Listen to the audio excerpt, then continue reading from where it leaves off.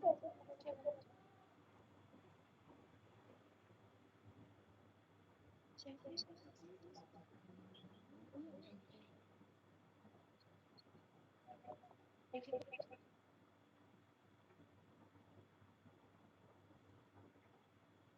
udah kalau gitu mulai aja. Ya. Zil itu ada coret-coretan. Nggak tahu. Aku kayak nyoret. Enggak.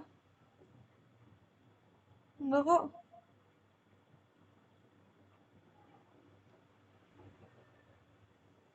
Kamu yang nyoret, coy.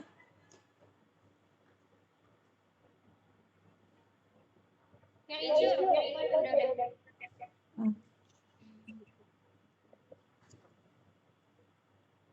Assalamualaikum warahmatullahi wabarakatuh. Waalaikumsalam warahmatullahi wabarakatuh. Saya dari kelompok 10 akan mempresentasikan alat untuk melakukan efektivitas retensi karyawan dan perilaku organisasi. Yang beranggotakan saya Lika Hanifa, Muhammad Farhan, dan Angga Dwi Prasetyo. Langsung saja ke materi yang pertama. Pendahuluan bahwa organisasi saat ini harus mentransformasi fungsi human research mereka untuk tetap kompetitif. Sumber daya manusia adalah aset penting yang dapat membantu mencapai tujuan strategis. Perannya itu adalah alat yang digunakan untuk menganalisis dan meningkatkan efektivitas manajemen sumber daya manusia meskipun belum banyak diterapkan sebelumnya. Perusahaan ini semakin menyadari pentingnya audit retensi karyawannya, bahwa efektivitas human research tidak hanya penting untuk kinerja organisasi, tetapi juga dapat mengurangi tingkat turnover dan meningkatkan retensi karyawan melalui kebijakan yang baik. Yang berkontribusi penting dalam memahami hubungan antara audit sumber daya manusia, efektivitas human research, retensi karyawan, dan ODI. Tujuan penelitiannya itu untuk mengeksplorasi bagaimana audit SDM ini dapat mempengaruhi retensi karyawan dan ODI dengan fokus pada efektivitas human research dan sebagai mediator. Next. Kemudian ada metodologi penelitian. Metodologi penelitian ini menjelaskan bagaimana penelitian dilakukan untuk memahami hubungan antara audit SDM, efektivitas human research, dan retensi karyawan. Yang pertama ada desain penelitian. Desain penelitian menggunakan desain kuantitatif yang berarti data dikumpulkan dalam bentuk angka dan dianalisis secara statistik untuk mendapatkan temuan yang objektif. Kemudian yang kedua ada populasi target, itu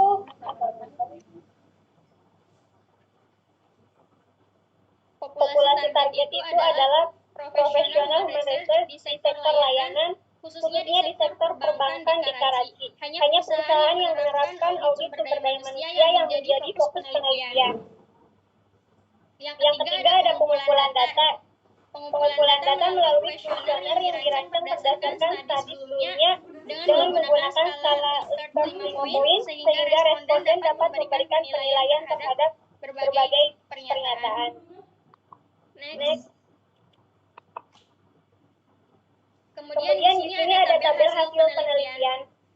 Di slide ini kita akan melihat tabel langsung hasil penelitian mengenai audit sumber daya manusia dan dampaknya terhadap retensi karyawan serta perilaku organisasional. Tabel ini menunjukkan hubungan antara audit sumber daya manusia, efektivitas sumber daya manusia, dan retensi karyawan. Tiap kolom menggambarkan variabel yang berbeda dan hasil yang diperoleh dari analisis data. Yang pertama itu harus mengidentifikasi judul kolom. Pastikan kalian itu memahami apa saja yang ditampilkan oleh tiap kolom pada tabel. Misalnya itu kolom-kolom biasanya mencakup variabel seperti variabel nilai koefisien, signifikan, dan lain-lain. Yang kedua ada analisa nilai koefisien. Dicatat dalam tabel, nilai koefisien ini menunjukkan besarnya hubungan antara dua variabel. Angka yang besar umumnya menunjukkan adanya hubungan kuat antara variabel-variabel tersebut. Yang ketiga, menelaah signifikasi. Kita itu harus memeriksa apakah angka yang signifikasinya mencerminkan bahwa hubungan antara variabel-variabel tersebut statistically bermakna. Biasanya, jika nilai probabilitas atau alfa kurang dari 0,05, maka hubungan tersebut dianggap signifikan. Kemudian ada interpretasi hasil berdasarkan hasil analisis. Interpretasinya interpretasikan apa yang dimaksud oleh tabel tersebut. Misalnya, jika tabel menunjukkan bahwa audit sumber daya manusia memiliki pengaruh signifikan terhadap efektivitas human research dan retensi karyawan, namun tidak berpengaruh signifikan terhadap perilaku organisasional atau OCD. Kemudian ada referensi teori menggunakan teori dasar yang telah dikemukakan dalam latar belakang penelitian untuk memahami maknanya.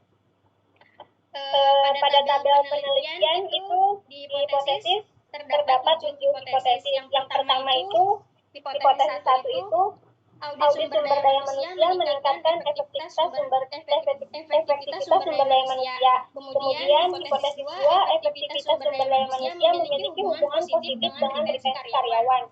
Hipotesis 3 efektivitas sumber daya manusia tidak berpengaruh signifikan terhadap OCD. Kemudian hipotesis 4 efektivitas sumber daya manusia menjadi mediator antara audit sumber daya manusia dan retensi karyawan. Hipotesis 5 audit sumber daya manusia memiliki hubungan yang signifikan dengan retensi karyawan. Yang keenam, hipotesis keenam itu efektivitas sumber daya manusia memediasi hubungan antara audit sumber daya manusia dan OCD. Hipotesis 7 audit sumber daya manusia tidak memiliki hubungan signifikan dengan OCD. Kemudian slide selanjutnya akan dipaparkan oleh Muhammad Farhan. Pada silakan. Baik, saya akan melanjutkan presentasi ini, yaitu efektivitas SDM. Efektivitas SDM adalah keberhasilan organisasi dalam mengelola tenaga kerjanya dengan optimal, termasuk 1. Rekrutmen dan seleksi, menemukan dan menempatkan kandidat yang tepat. Lalu ada 2, itu pelatihan dan pengembangan, yaitu meningkatkan kemampuan karyawan untuk memenuhi kebutuhan organisasi. Yang ketiga itu ada penghargaan dan kompensasi. Penghargaan dan kompensasi sendiri itu memberi pengakuan adil terhadap kinerja karyawan. Manfaat utamanya apa? Manfaat utamanya itu meningkatkan loyalitas, motivasi, dan produktivitas karyawan. Lalu ada audit SDM dan retensi karyawan. Kemampuan organisasi untuk mempertahankan karyawan berkualitas agar tidak meninggalkan perusahaan, yaitu peran audit membantu menciptakan kebijakan yang mendukung keseimbangan kerja hidup, memberikan pelatihan, peluang karir, dan pengakuan yang layak kepada karyawan. Dampak positifnya yaitu mengurangi perputaran karyawan dan menciptakan tenaga kerja yang lebih stabil. Boleh slide selanjutnya. Lalu ada audit SDM dan perilaku kewarganegaraan organisasi atau OCB. Apa itu OCB? OCB adalah perilaku sukarela karyawan yang mendukung organisasi. Misalnya, membantu rekan kerja tanpa diminta, mematuhi aturan meskipun tidak ada pengawasan.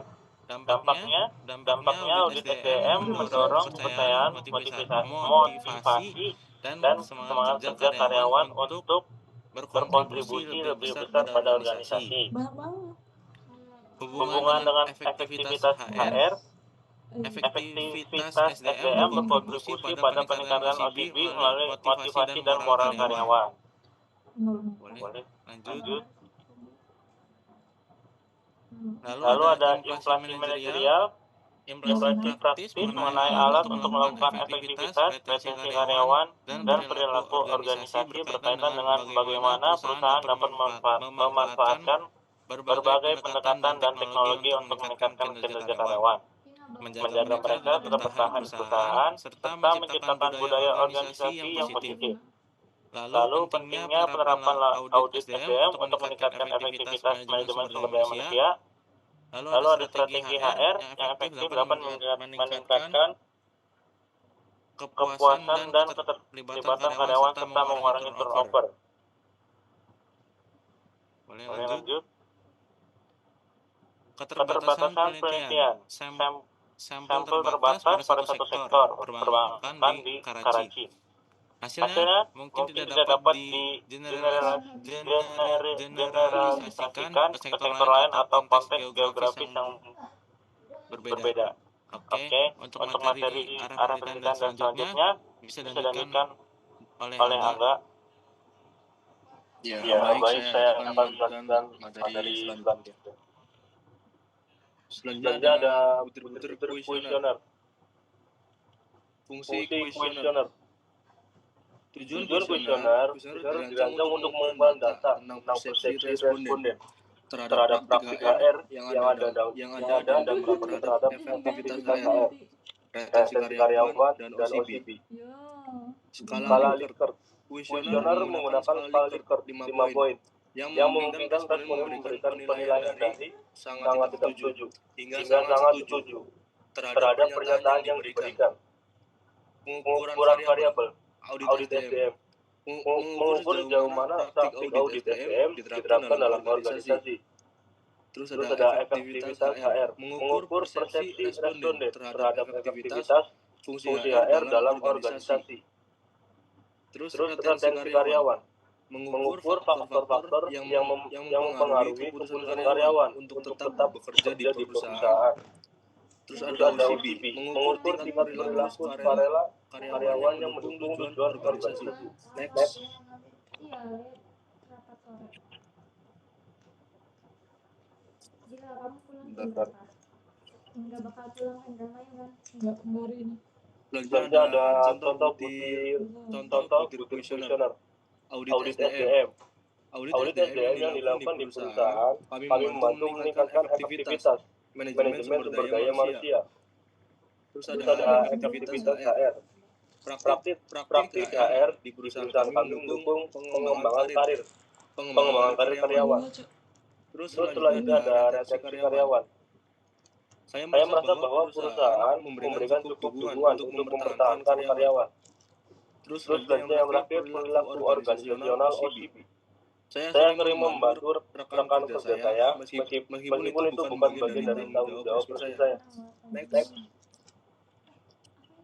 Selanjutnya ada yang terakhir kesimpulan. Kesimpulannya, audit SDM adalah alat penting untuk meningkatkan efektivitas manajemen sumber daya manusia dan retensi karyawan. Penelitian ini memberikan wawasan baru tentang pentingnya audit SDM dalam konteks organisasi. Cukup sekian dari presentasi kami. Ada yang ditanyakan? Ini itu terang banget sih. Ini gimana sih? Pada 10. Ya, boleh. Saya Muhammad Rizky bertanya, mengapa validitas diskriminan penting dalam penelitian ini? Mau nitip cek harga enggak, Ju? Oke, selanjutnya masih ada yang bertanya. Ini. Tapi mau makan. Ini udah makan ini. Makan.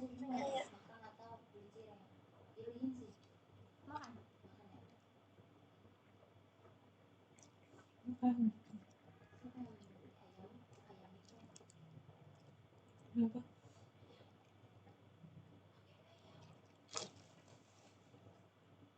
Sosis boleh? Sering. Ya, boleh. Izin bertanya, kan tadi dijelasin ya, apa sih keterbatasan yang dihadapi dalam penelitian. Nah, boleh tolong jelasin lagi gak keterbatasannya secara jelas? Terus juga takutnya ada keterbatasan lain yang dihadapi. Ambil ke sini nggak? Oke, terima kasih. Bentar ya. Nggak ada gang juga.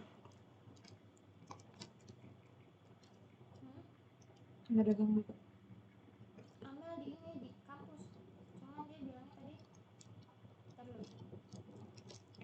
mau ke sekre dulu ngejilid proposal, tapi mau main dulu sebelum ke RS. Kamu itu apa bro?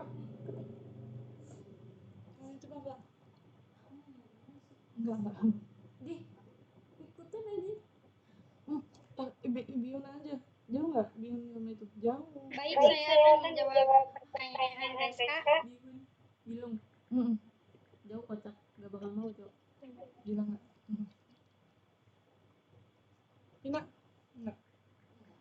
Keterbatasannya itu ada apa saja yang mencakup beberapa aspek. Yang perlu diperhatikan itu ada sampel keterbatasan. Penelitian ini melibatkan human research internasional yang bekerja di sektor perbankan di Karachi, Pakistan. Hal ini membatasi generalisasi hasil penelitian ke sektor lain atau konteks geografis yang berbeda. Mungkin temuan mungkin tidak berlaku untuk industri lain seperti manufaktur atau layanan kesehatan. Kemudian ada metode pengumpulan datanya. Datanya itu dikumpulkan melalui kuesioner yang dapat menyebabkan bias respon. Responden mungkin memberikan jawaban yang diharapkan atau tidak sepenuhnya itu jujur, yang dapat mempengaruhi akurasi data. Kemudian ada desain penelitian. Ini menggunakan desain kuantitatif yang mungkin tidak menangkap nuansa dan kompleksitas dari pengalaman individunya. Dalam konteks audit sumber daya manusia, pendekatan kuantitatif dapat membedakan wawasan lebih mendalam tentang perilaku dan motivasi karyawan. Kemudian ada variabel lain yang tidak diperhitungkan, mungkin tidak mempertimbangkan variabel lain yang dapat mempengaruhi retensi karyawan dan perilaku organisasional seperti budaya organisasi, kepemimpinan, dan faktor eksternal lainnya. Kemudian ada waktu dan lingkungan penelitian. Penelitian ini dilakukan dalam periode tertentu dan dalam kondisi lingkungan sosial dan ekonomi tertentu di Karachi. Perubahan dalam kondisi tersebut ini dapat mempengaruhi relevansi dari hasil penelitian yang di masa depan. Cukup, Reska. Terima kasih.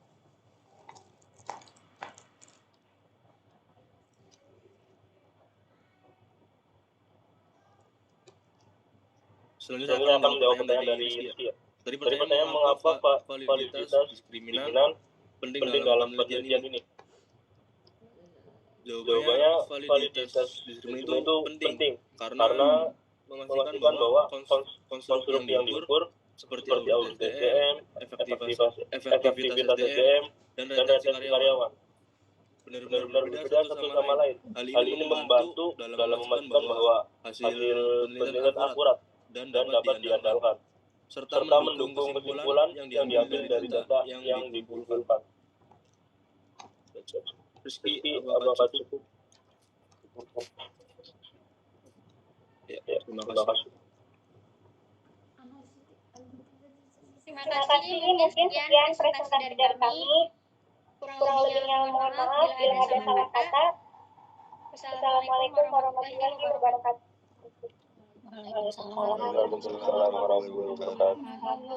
Waalaikumsalam warahmatullahi wabarakatuh.